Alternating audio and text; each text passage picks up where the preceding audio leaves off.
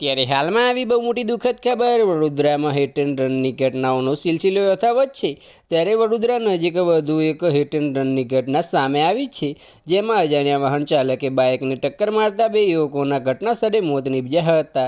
અકસ્માતની જાણ થતાં પોલીસ ઘટના સ્થળે પહોંચી હતી અને બંને યુવકોના મૃતદેહને પોસ્ટમોર્ટમ માટે હોસ્પિટલ ખાતે ખસેડવાની કાર્યવાહી હાથ ધરી હતી।